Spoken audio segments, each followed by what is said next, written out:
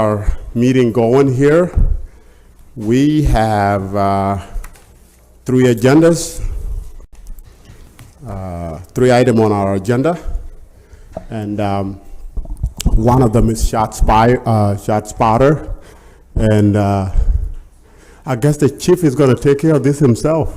No, I'm just going to take the introduction, then I'm going to turn it over. Okay. Well, you take it. But before you do that, I have my fellow councilors here. Councilor Hogan is here. Madam President is here. And Councilor Jen Scholes. Other council will be joining us possibly later. But you take it away. Sure. Thanks, Councilor. Good afternoon, everybody. So with Shot Spotter, I know the price tag was $716,000. That's for 3 years. You probably all know this. It was probably gone over by Chief Schaaf. That's for the southwest side, the original footprint. There's going to be a whole other contract coming your way eventually when the ARPA is used up for the footprint on the north side. So just so you all know, it's going to be $410,000 per year once that other north side comes on board. Well, it's on board, but once the ARPA is used up for the north side, the total price tag is going to be $410,000 moving forward. But your big question, I'm sorry? For how many How many? cameras? Shot spotter. They never really talk cameras, President Hudson, but it's 3.5 was the original footprint on the southwest side. This side over here was about 3.1 square miles. So you're talking now about 6.6, I guess, square miles. But they never talk about the number because it depends on the echoing, whether they're near highways, the triangulation. You're never really paying for the number of cameras, but for the square footage. But I know some of your questions were about accuracy. Our most recent report put it at 96% accuracy, which is awfully good. That means when it hits on something, it's 96% of the time it's confirmed that it was a shots fired. Confirmed as in we arrived on scene and found someone unfortunately shot, or we found shell casings or something else to the effect, but 96%. I know a question was about whether we're getting the guns or the suspect, and the answer to your question is we rarely get the gun or the suspect when we arrive on the scene of one of these shot spotter. But what I can tell you is what Rich Trudell, Deputy Chief Rich Trudell, is going to tell you is all the things we do after the scene when we're solving cases, homicides, and shootings that shot spotter helps us with. And I'm going to ask the DC to come on up. Deputy Chief Rich Trudell. Benefits I would put in two different categories. The response to a shots fired event, and then the investigation of a shots fired event in that. So in terms of response, it gets us there quicker and it gets us there consistently. In terms of speed, let's say somebody calls 911. There's a time frame for that individual to call, that time frame for that individual to speak with a call taker, from the call taker to the dispatcher, and the dispatcher to us. Now, on a priority one event, that's relatively slow, but it's still a period of minutes. That goes away with ShotSpotter because in the cars, the officer has it on their phone, and at the dispatch station, the dispatcher has ShotSpotter. So the minute a shot occurred, we don't have to wait for a citizen caller. It pops up on the screen, whether the patrol officer or dispatch, and we respond. And I can tell you that there are multiple instances of both shots fired and shots fired with injuries where there are no call takers, where there's nobody, no citizen callers. And the reason that we're going there is because of ShotSpotter. So that puts us on scene faster. Consistency is a big thing too. And this helps us with our data-driven approach to targeting certain areas. Because we have ShotSpotter in those 6.6 square miles that the chief was talking about, we know very accurately where shootings are occurring and shots fired are occurring. So it allows us to take a look at that over a period of time and deploy our resources based on that consistent reporting that ShotSpotter gives us as opposed to a citizen caller. So when it comes to the response, it's the speed and it's the consistency by which we are able to get to the shootings. And equally, and I would put it, because I wear this investigation hat, I would put it even more importantly is where ShotSpotter allows us in the investigation portion. There is a ton of information and data that ShotSpotter gives a detective working a shooting. It provides the precise location, and we are able to find evidence based on that precise location within 20 feet. So within that location, we may find the casings, all right, that helps with the case. We may find other pieces of evidence. So it puts us right on the spot. Time frame as well. It gives us the exact time frame that the shooting occurred. It allows us to marry up cops' cameras, ring cameras, all of the other evidence that supports the case with the time frame that ShotSpotter put the shooting to have occurred. It gives us the number of shooters. It gives us the speed and direction of the shooters, whether there was a full auto, whether it was a high capacity handgun. So there's a lot of factors that help with the investigation that without ShotSpotter we wouldn't have. Well, can I ask you a question? So with Yeah. the ShotSpotter, you said it gives you the time. So if that's the case, so that would coincide if a victim ended up at upstate, would you be able to put those two together? So that's a great point. That's one of the things I was going to end with. We had a particular homicide where the individual shows up at upstate, but prior to that, by minutes, there was a ShotSpotter activation in a certain area, and we were able to start off understanding that that homicide occurred at that location. So yes, that does allow us to do that. Another big thing is it provides corroborating evidence for witnesses who do talk to us, right? So if they can say, you know, they saw two shooters or whatever, the ShotSpotter corroborates those stories. And equally as important, when people don't tell us the truth, which happens frequently, it allows us to debunk stories that clearly are false based on the ShotSpotter information. So I would say that, and then also they provide expert testimony. They provide reports that are court approved that can go into court and provide our prosecutors with additional information in the prosecutions of crimes we make arrests in the shots fired. And I went down and I spoke with our homicide detectives and about ShotSpotter and what it does for them, and they labeled it as second only to our cops cameras as far as importance in homicide investigations. Second only to cops cameras. There's one case, and I don't want to get into specifics, but there's one case where because of the time frame of the ShotSpotter coming in at a certain time, they linked it up to the cops cameras and a certain car going by at the same time, and that helped them with their case. There are multiple times, and like I mentioned, where even on homicides, 27 rounds on June 27th, 2021, without a single citizen caller. 27 rounds. And we were able to get there based on ShotSpotter, and that was a homicide. And there's plenty of other examples of that where officers are dispatching themselves because, again, they see ShotSpotter on their phone prior to the 911 center putting them on it. So we're getting there fast and we're getting there consistently, and it provides a better case for us for prosecution. I have a question about something Chief Cecil said about the 96% accuracy. Mm-hmm. So does that mean that 96% of the shots you hear on the system get verified by police? Yes. So only 4% are inaccurate backfires, All of those fireworks, things. or whatever? Yep. So do you ever get to the scene, though, and you can't find any proof Certainly. that- I mean, there's certain types of guns that don't leave casings, so you're not going to find that type of evidence, or there's no damage. But we still do a report. We do what is called a 9S on those, so that we can deploy our resources based on the total number of shootings. Okay, one more question. So is it a same priority, citizen caller versus ShotSpotter? So if somebody calls and says, I heard shots fired on Pond Street, Yes. you immediately send police out as fast as you would if it were ShotSpotter reporting Yes. it? Yes. Still priority one.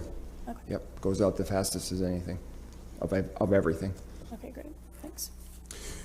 So Chief, I have I've asked this question before, in which, first, how many homicides this year do we unfortunately have? 10. 10, okay. Out of that 10, how many have we solved? So I think our percentage right now is 6 out of the 10? 6 or out of 5 the out 10. of the 10, so it's Okay. right there. So out of that 6 out of 10, in what way have ShotSpotter contributed into solving that? Or none? I think it points to everything that I had mentioned when it comes to investigations, and I'll read them off again just so we have them. Time frame, the exact time frame of it, so that it helps us marry up the shot spotter with other evidence, particular video evidence. How many shooters, right? That's an important information. How many rounds were fired by each shooter? The direction of travel, right? It can tell if it's in a car that's going by, as opposed to the speed of walking. It helps us locate evidence. Every single one of those homicides where there was a shot spotter, if it's within the shot spotter area, contributes to that investigation. Every single one. But there's no way I can tell you that shot spotter made that arrest, right? But I can point back to the homicide detective who tells me that absent the cops' cameras, it's their number one tool. So it's used in every single homicide investigation if shot spotter picked it up to a great degree. Okay, and I'm asking this question because initially I wanted to see some data, on the benefit of shot spotter, right? And I think you guys have given us something here, some report, right, which compile the benefit of shot spotter. But for me, in a city that struggle with gun violence, is I guess what I'm trying to want to see is apart from the sporadic benefit of shot spotter, I really want to see something that say, you know what, because of shot spotter, we were able to do this. Right, because we are spending close to $500,000 on something that I really want to see a data on, and really, and this is not to say that I don't support it. I just want to see like a hard data on it, that when we talk about 6 homicides, that somehow that these 6 homicides, the shot spotter, help us solve this homicide. And like the camera is a great example. You see a footage there, boom, we see it, right? And I guess that's where I get stuck at. Yeah, and I think it's because there's just a little bit of a lack of understanding on how the investigations occur. So clearly, seeing something on video is obvious to you, right? Because you can see the video, you can see somebody shooting, and it's contributing to the arrest or the prosecution. But you also got to understand there's a ton of back information that's important, right? In order for that video to be important, to link it up to go to court and say, okay, when this car is driving by, and this is a specific example of a homicide, right? When that car is going by at the exact same time that the shot spotter event occurred, that's what's keying the car into the shooting, right? And that allows them to take that to the next level, find out the car, the plate, and all that. So there's the shot spotter is being used in every single homicide investigation. It's just to the varying degrees, and that's just the homicide investigations. That's not the shooting with injuries and all of that.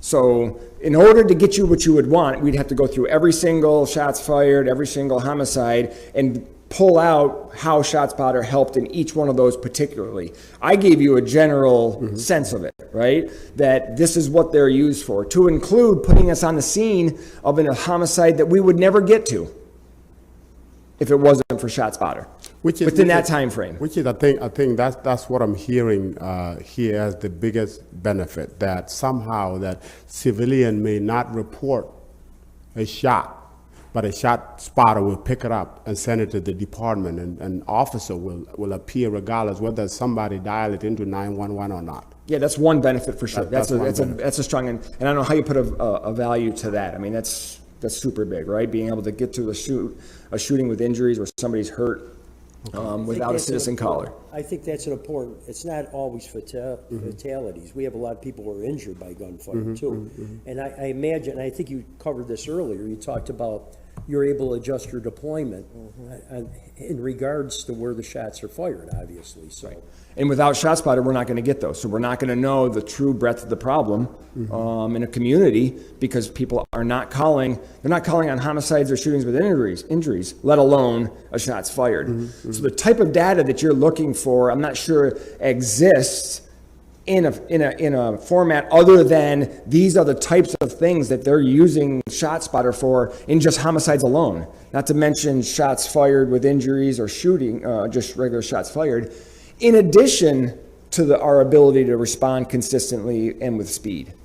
So assume, looking at Syracuse as a case study for a ShotSpotter, right?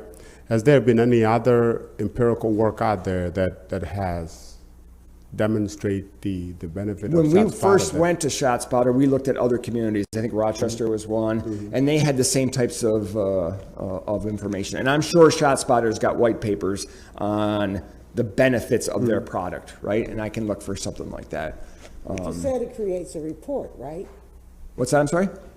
You said that it creates a report. It does create a report. And what I meant by the report, it's a report for that particular incident with the number of shots that were fired, the time frame between the shots, whether it was moving, whether it was stationary. That report is for court purposes. And then you said it distinguishes between 1 and 2 shooters, correct? Absolutely, all of that. I'm trying to figure out, because I could have a gun in each hand. Yeah, it's the distance between the shots. So if there's you're holding a gun in each hand, those are close together. But it's different if I'm shooting and you're shooting with feet apart. That's how the system is able to tell the difference. So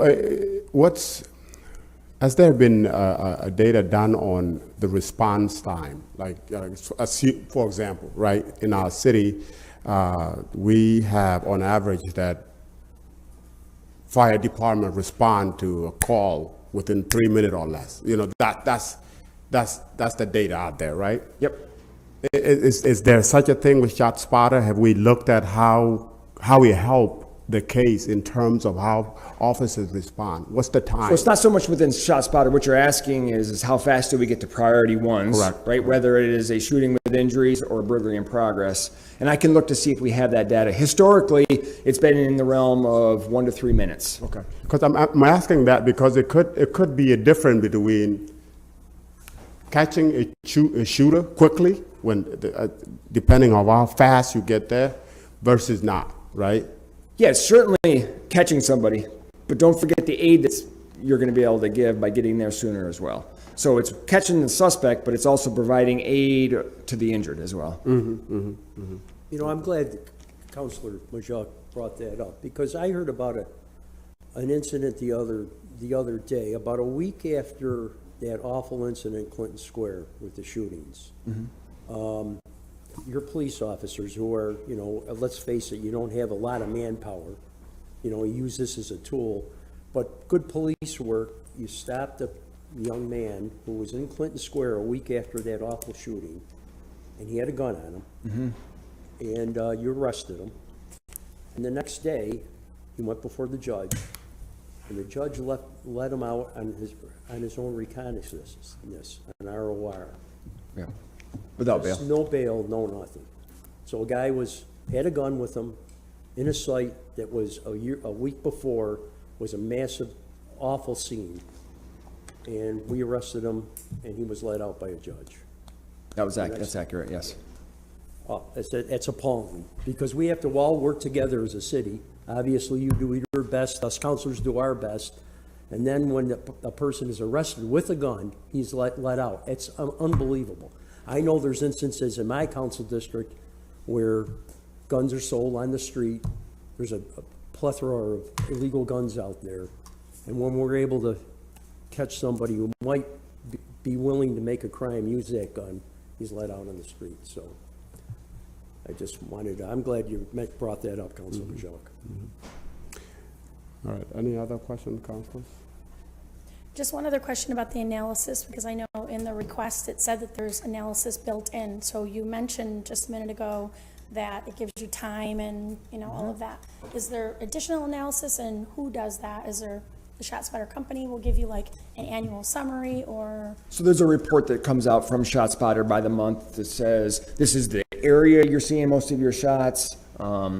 This is the types of high capacity or types of rounds that are being shot. They give you a report that can be a month, it could be 6 months or whatever. And I can provide a copy of that if you'd like. I do have a copy of that. Okay, thanks.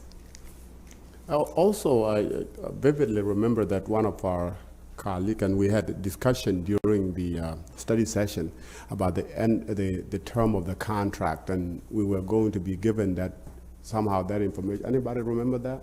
That we wanted to know when the contract was ending. For ShotSpotter? Yes. I think it's a 3-year contract, Do you right? remember that? No? 3 years. 3 years?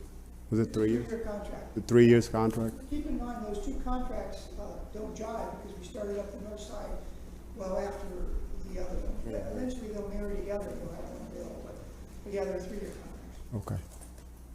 I think it's probably, I would say it's 100% in the neighborhood groups I go to, and I'm sure yours too, Yes. is that this is favored by folks. Folks, you know, any kind of thing we implement to make our neighborhood safe, and the folks out there in those neighborhood groups believe that this makes them safer. You know, and along with the cameras, of course. That would be our experience as well. 400,000 annually, right? I'm sorry? 400,000 annually. I think the chief said 410 eventually, but right now it's just the one area. The north side, which was the expansion, is being paid out of ARPA. Once that is done, then the city will be on paying for the south side and the north side, and that's where I think it becomes 410, the chief said. So Annually. you're just located on the south and the north? That's where ShotSpotter is right now. Do you have any plans to extend it to the west? When I say the south side, I'm sorry. It is the southwest and south side. So it includes Shonard, Seymour, down Geddes. It includes all of that, as well as the south side and the north side. Where we would like to expand it is to the east side along Fayette Street, Parkside Commons area eventually. Because remember, we put these in areas where we have our shootings, right? So we went with, by the data. South side first, north side, but that other area up by Parkside Commons would be a third area that ShotSpotter would benefit I from. think they're catching up with all the other sides of the city. We had 3 shootings Saturday night, correct, Chief? Yeah, there was quite a few over the weekend. So, and what is it, like, did you say, Chief, 3.5 mile radius? That's what it covers, once covered, right? Correct, let me just clear it up, so it's I've been out of the loop for almost 6 months now, so I lost track of it. 3.5 square miles was our southwest footprint, our original one. The north side was 2.14 additional. And President Hudson, just so you know, we did, when we did this analysis, we did what DC Trudell said. We did the whole area up on the east side as well. We did the analysis and they created a map of the entire east side, and we were going to move forward with that, but it was exorbitant, and we couldn't find the money for it at the time. But it's already been done. It's already been laid out. It's the perfect location, taking into account Parkside Commons and a bunch of other areas. So we don't have any more opera fund to be able to extend that? We can locate the funds, yes, we'd like to expand the east side area. Maybe the budget director could find him somewhere since he's here. It's only 400. Anything Chief Cecil wants. All right. That got Rich excited. I'm looking for the east side. I'm looking for to come over to the east side. Me too, Sam. Yeah. Anything else, Chief, on that ShotSpotter? I'm all set if you are, sir. Yes, anybody else? You all good? All Okay. right, thanks. All right, thank you. Is there a question from the audience? You got a question, sir?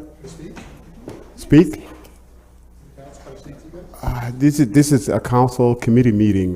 Usually we don't allow, People to speak. yeah, Public, yeah. yeah. But take 1 minute, go ahead. Take a minute. Yes. I'm Richard Levy. I live in the First District. For complete transparency, I am a member of the CRB, although I'm here speaking on my own behalf. I'm not representing the CRB. There was a study done, the Syracuse.com published it. I know I've sent a copy to you. I think Renette had sent a copy to you. I haven't heard anything about that. You know, at the last public meeting that you held, you were asking questions, I felt like there was no one had read it. So this study is about ShotSpotter. It's called ShotSpotter and the Misfires of Gunshot Detection Technology. It's an organization called STOP, Surveillance Technology Oversight Project. It's funded by the MacArthur Foundation, the 10th largest foundation in the country, $7 billion endowment. Only got a minute. I'm just going to read the conclusions, which will take 2 minutes. Is that okay? Sure. There's 3. U.S. cities are squandering money on ShotSpotter's unproven gunshot surveillance technology. ShotSpotter surveillance increases police activity but wastes officers' times. One major study of the technology shows that ShotSpotter, as an investigative tool, providing no evidence of gun-related crime more than 90% of the time, and producing exceedingly few arrests, less than 1 per 200 stops, and recovered guns, less than 1 per 300 stops. ShotSpotter fails the Black and Latinx community, where it appears to be disproportionately deployed. The tool increases police activity and the risk of police violence without producing any significant effect on firearm offenses or shooting victims' medical outcomes. Bombards the officers with alerts, both mistaken or genuine, consuming hours of policing time and countless tax dollars. And if nothing else, it does nothing for prevention. Mr. Levy, I can find a foundation that would probably come to the conclusions the exact opposite. Every foundation has their own biased opinion about everything. I've read 1 million of those studies. This is based upon a consortium of opinions. This isn't based upon. All right, that will be it. But you are. Well, But you are. Thank you, Mr. Lee. We appreciate it. Thank you so much. No problem. I think for us, as we look at these studies, we have to also look at each community is different, and I have not heard a single thing from our police community that this is something that is not helping them. And we, as somebody that want the safety of this community, is important. It's very, very important that we give every aid to officers. And this, for the case of Syracuse, is working. I saw that report, but in our case, I have seen this. I have seen what our department have produced, and it's helping them. It's helping them, and I think that's where although we have questions, at the end of the day, is helping them do their job better, and that's key. Really? Yeah. Right. Okay. There's an article also in Syracuse, it's a program that the city is enacting, which is way more valuable. The Okay. police are involved. That's the kind of community intervention that's bound to be more effective prevention than ShotSpotter. Right. If we had better prevention, we might not need a reactionary tool like ShotSpotter. Plus, like I said, whether you know it or not, it also has surveillance capability. All right. Your conversations within 50 feet. We're gonna move on, sir. We're gonna move on. Could we talk about the second agenda item, which is right to know?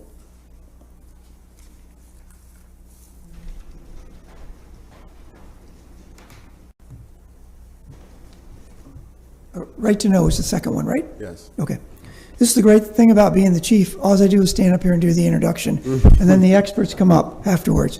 But just so you know, with Right to Know, we've been implementing that. We've been adhering to it, doing the extra reports, handing out the cards, getting the data for you. And what our newest deputy chief is going to explain to you is some of the barriers and some of the issues that you've brought up to us with some of the informal interactions, what would have been informal interactions, become more formal now because we have to do these extra reports and some other steps. We believe, and again, it's completely up to you, but DC Rustin's going to talk to you about, we'll still hand out the cards, we'll still cover the data, but we go back to the old 67 report where we were capturing all the data you needed to have and still doing the job, minus the about 35 to 45 minutes of time it's taking each officer now to finish these, to complete these new reports. So here's what's happening out there. We're doing this new thing. Once again, we're doing a new right to know legislation. We're fine with it. And again, we're fine with the cards and notifying people who we are and letting them know their rights. and collecting the data on the old report, but it's adding time on the officer's plate. Once again, extra reports, 2 extra reports that we have to do. And consequently, at the end of every shift, you're all hearing about the fact that we're anywhere from 5 to 30 calls behind at the end of the shift because one more thing has been added that takes more time. So again, I'm going to bring Deputy Chief Russin up here to explain it much better than I can. But Chief, maybe Deputy Chief Ruskin can explain it to me in the same breath, right? You said it takes more time, but there's one thing that you can take out that would eliminate some of the time, and there's a question in there, but you know what I'm going to ask. And I have a problem with the fact that you stop a car full of people, and then they're your sheet, and it asks people what their weight is. I'm still trying to wrap my head around all of that. Yep, I agree. And again, that's one of the things where I was saying just an informal encounter became more formal when the right to know was put into But effect. that's not part of the right to know, so I want to know how all of that got stuck in there. Okay. Sorry, Mark, I'm putting you in the hot seat. Oh, that's right, Chief. Good afternoon, Mark Russin with the Police Department. I have a few, some forms here to help try to explain some of that.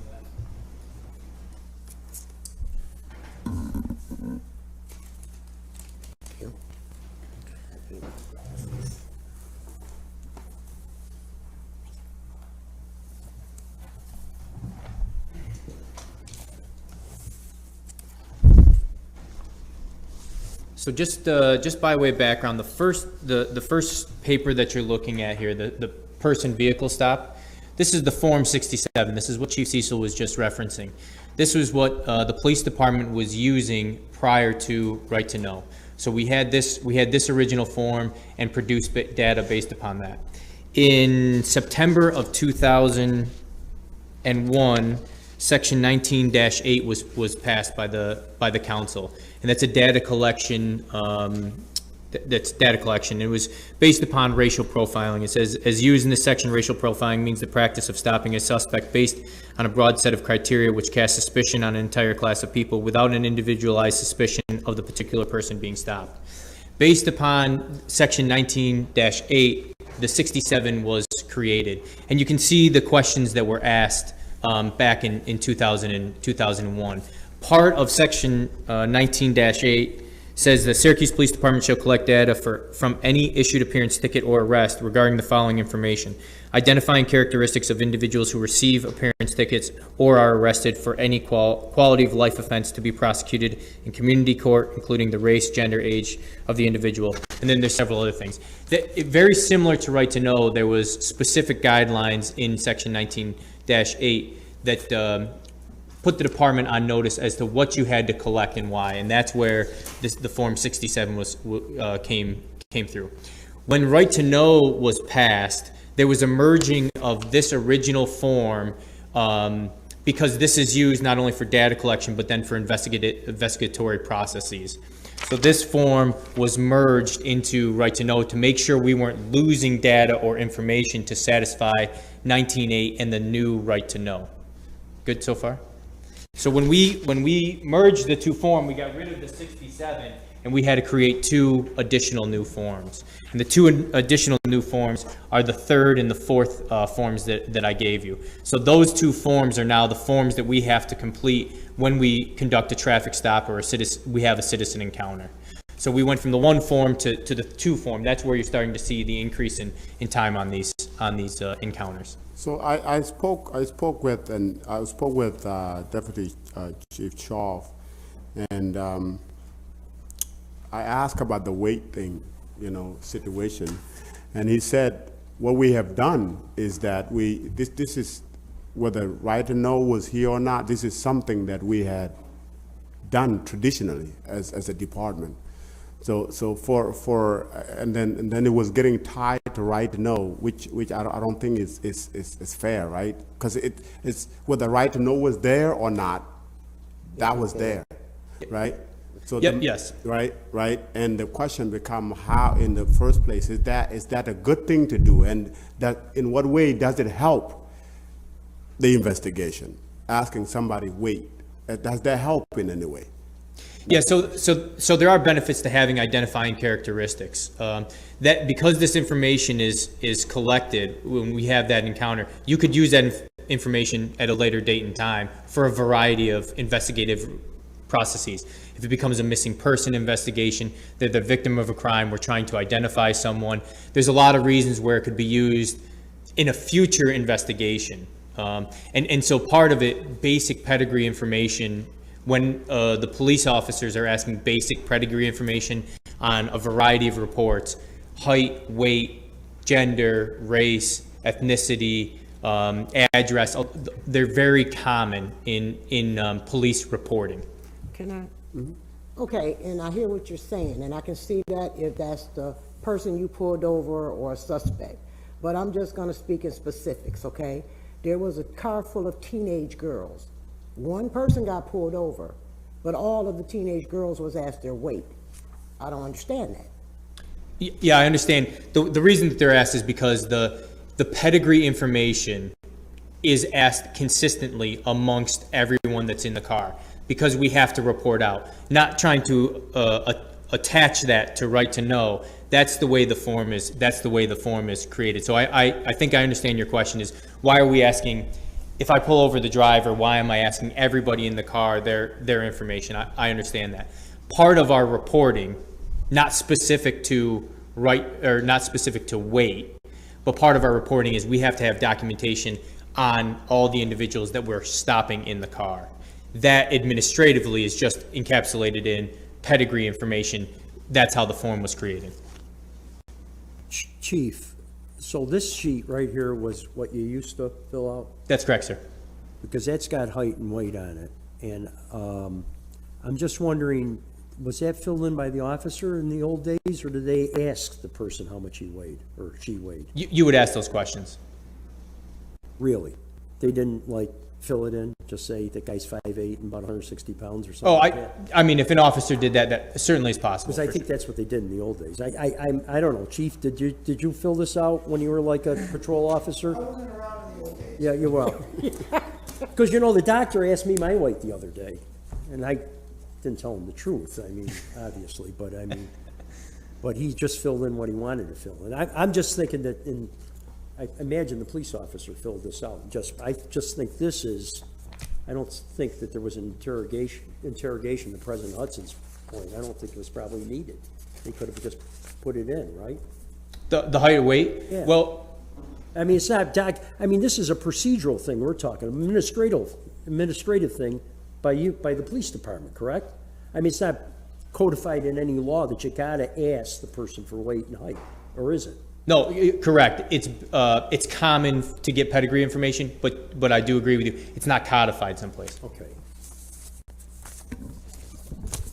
So the other thing that might be helpful as well too, there's a schematic that I handed out. That was the schematic that we used was part of the training. So when you go through the reporting process with Right to Know, we built that out so officers knew what forms and when the forms had to be utilized.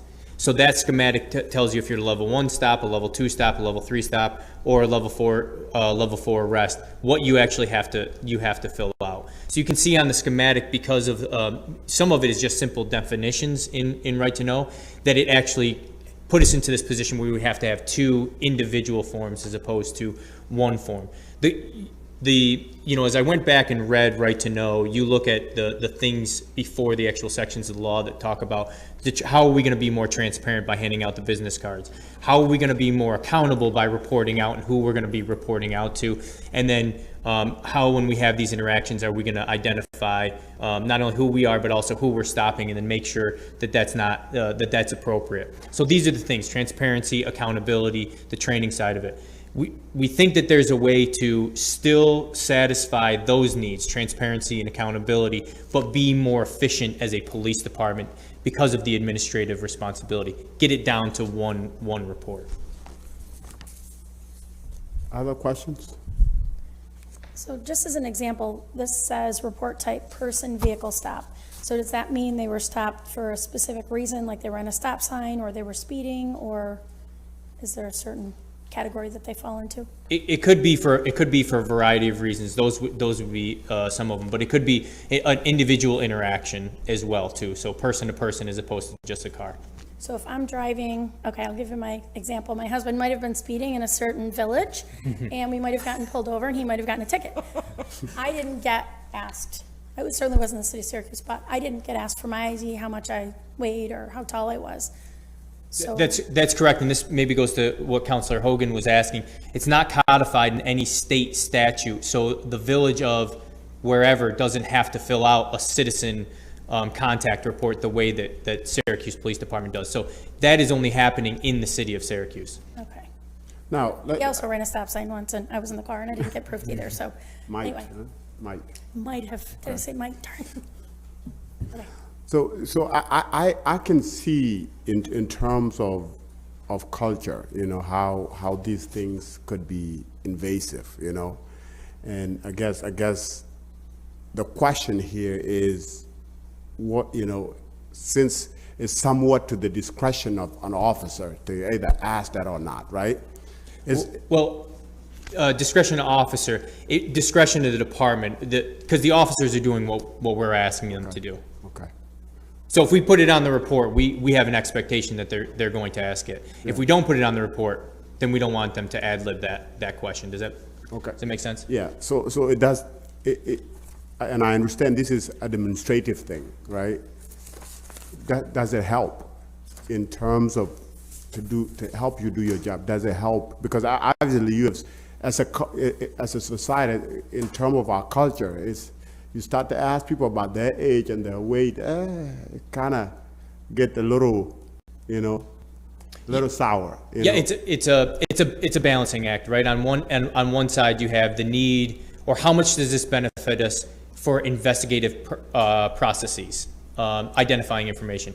On the other hand, you have these potentially invasive questions, and I can see both sides of that argument, and especially with the weight, I could see people being not comfortable answering that question. And then I guess the question here is does it help solve anything? Does it add value to you doing your job? That's the question. I think there is value. How much value I'd have to go to an anecdotal situation, which I don't have right now. Again, I think it's that balancing act between the two of them. Is it too invasive to ask where it's offensive to folks? Is this a good learning lesson for us to say, hey, this is too invasive, versus what is the actual need for the police department to further investigative later on down the line? And I think that's a question that we need to evaluate. And then it'll become a question whether, you know, as we were saying, you know, officers being asked to do this versus letting them have that discretion to put estimation as opposed to asking people directly. And maybe that's something the department could consider, maybe? It's definitely worth consideration. I'd be a little, my initial reaction is I'd be a little bit reserved to have officers guessing. Those are official records that could be used in a future investigation. If we're gonna have that information in there, if the first question is, the need to have that question is an absolute, and we have it in there, we want the officers asking it, because that's an official record that could go later on down the line and follow that person. If the initial question is it's not absolute and we don't need that question, then we just don't want them to be guessing on that information. Because I take if go ahead. And just I'm not good at guessing weight, right? We have no training or experience, or, you know, that's not something that I would say I'm 100% comfortable I could guess your weight based upon you sitting in a car. Are you sure? I see, even here, I wouldn't even But go Chief, at. I really hear what you're saying, but I'm still gonna come with a but, okay? I can see it being beneficial if you're looking for a 6-foot-tall white or black man that you have that description. But you keep saying we can use it for a further investigation. You have 4 or 5 teenage girls in a car. What further investigation are you going to be doing with them? They probably got stopped for rolling through a stop sign. So, I mean, again, that's where discretion, to me, will come in. For asking that question on that particular stop? Yes. Understood. Yeah. Understood. Okay. Do Just they get arrested if they don't answer it? No. Do they get a ticket of any kind if they don't answer it? No. Okay. yeah. Okay. Any other questions? I would only say that I have a comment, just, hearing both sides, you would definitely understand, the pedigree of information. The purpose of the pedigree of information is for what exactly, when it talks about just any type of investigation? So on most reports I was talking about, even just our police incident report, that information is on there. It's kind of so common to policing: height, weight, age, date of birth, all these things. It's become institutionalized. Right. There are times, and I don't want to cast too wide of a net when I say there are times, but there are times where that specific information becomes relevant. To say that happens on every case is an exaggeration. Is an exaggeration. I think this is where the discretion component comes in. There are certain specific cases. A missing person investigation is probably the most salient one where that becomes relevant.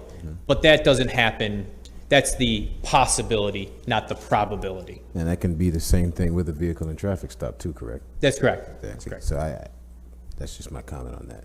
And I could just see somebody coming from work tired, right? And then being asked how much they weigh, and it going from 10 to 100, right? And I think having some sort of discretion to officers to kind of read the situation I think it would be probably worth your time on looking this over. Understood. Right. I mean, I think, President Hudson might want to comment on this too. I think the main thrust of the legislation was to find out if a citizen who stopped them, I mean, with the car and the officer's name, because sometimes, even if you got a ticket, obviously, you can sometimes can't read the person's name or the officer's name. I think that was the main thrust of all this in the beginning. I think maybe some of the police officers have decided to, I mean, this is a big report. I mean, this is longer than any book report I did in high school. That's for sure. But I'm gonna comment on this again, because be honest about it. When you look at the information asked, when you stop that vehicle and run that tag number, you know who's in that car 9 times out of 10. You have some that maybe you don't, but I'm going back to this case. Car is registered to her. You knew how much she weighed. You knew how old she was. You knew who she was when you ran the tag, because all of that information pops up. So height, I believe, is an identifying characteristic for driver's license inquiry. I don't believe weight is. Could you do a run through of a VNT stop, please? What specifically could I get? Just like, okay, an officer sees a car that may do a traffic infraction, and where would it go from there?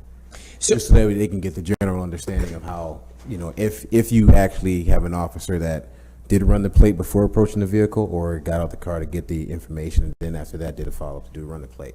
Yeah, so generally speaking, there's if you remember, we have the officer-citizen interaction for a traffic stop policy. So there's a script in there, if you will. But generally, it breaks down into the observation time frame of the potential infraction. Then you confirm the infraction. Then you have your introduction when you approach the car, and then you have that initial interaction. From that point there, it can really kind of segue into a bunch of different areas depending on what the officer's seeing at that time.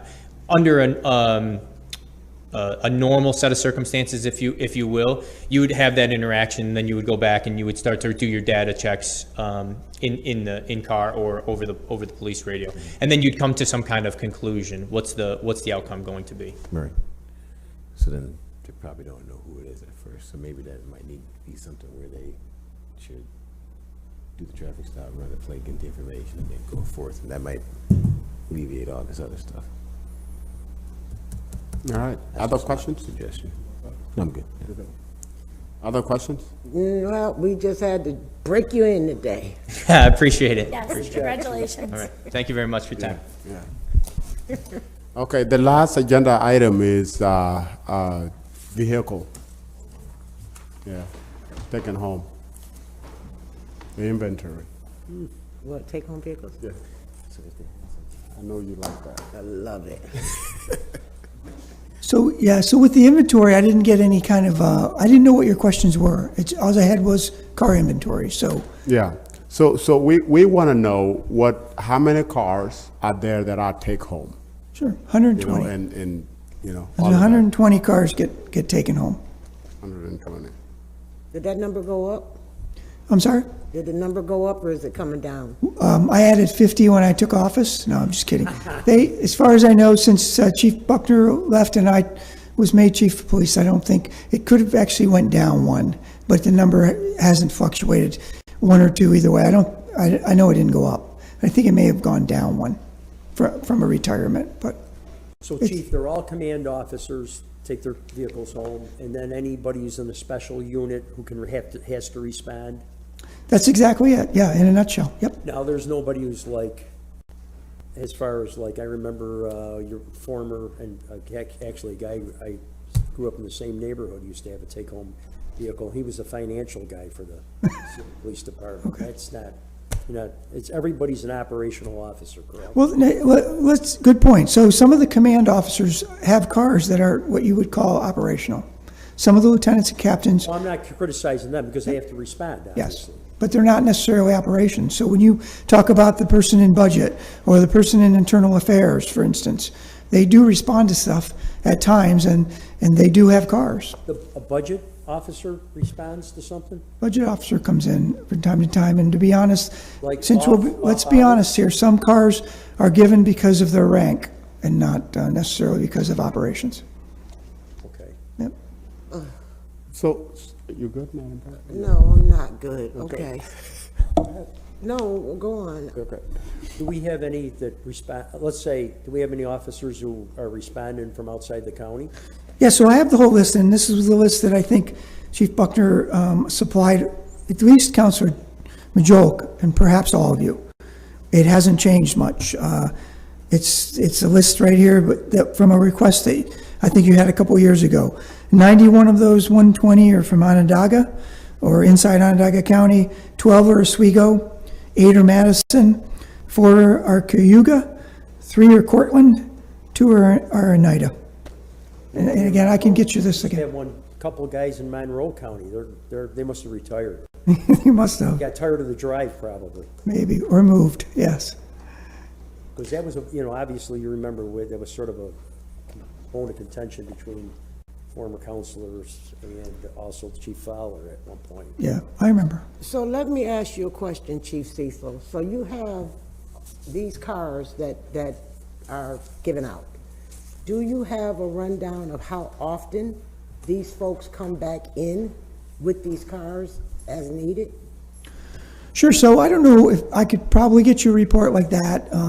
I know certain ones, like all of the SWAT team has them. I and get that. I get the SWAT, Okay, but the so- rest of them, I want to know Yep. how often are they coming in that they need to have a take-home car? Yeah, so those would be easy. The difficult, and some of the one, certainly the district captains who are coming in for meetings, again, that would be easy because we could cross-reference it with a calendar. But there's a lot of cars, I don't know if I'd be able to get you exactly when they're coming in and out, but I can see if I can get you some type of report on how often they're responding to work. Right. Yep. We'll see if we can find something like that. So assume an officer is done with their shift and they are going home with a take-home car. If something happened, can they work while on their way home, or they are done, they are going home with this car? Because they have the car? What? Yeah, no, what I'm trying to ask is, so you got an officer taking home a car, right? Yep. And I understand that's part of it, that is perks and all of that. But when they go home, the point of them taking a city car to go home, is it because, is it just additional perk, or is there a reason why they are taking cars home? Sure, so most of them, with a few exceptions, are operational units like SWAT, district commanders, that get called in quite frequently. So that They have to and come with- back. Yes, and with SWAT, keep in mind, they're keeping all their gear in there too. So with a SWAT call out, there's obviously an immediacy there, so they come in with all their gear ready to go instead of having to go to the courtyard, change their gear, get it. So, yes, the simple answer to your question is they're given those cars, for the vast majority of them are given those cars so they can respond quicker. And they have to respond to the scene, so they have a police car responding to a scene instead of having to come down to the PSB and grab the police car, Correct. correct? Okay. So which, I think, take me to what I was trying to ask earlier. So if, assume you are going home, you see an incident happening, can you stop there or can you keep going? You can, well, yeah, so I mean, most of these cars have lights and siren, if that's what you're talking about, so you could stop. Be honest, Counselor, we have officers that stop when they're in their private vehicles on the way home. If they see a car that's, we had an officer, there was a rollover, and the person was ejected and was in a little stream of water dying because the car was upside down. This officer was on his way home after the midnight shift in his own car. So officers do that whether they're in, take-home cars or not. If they see an emergency, they respond to it.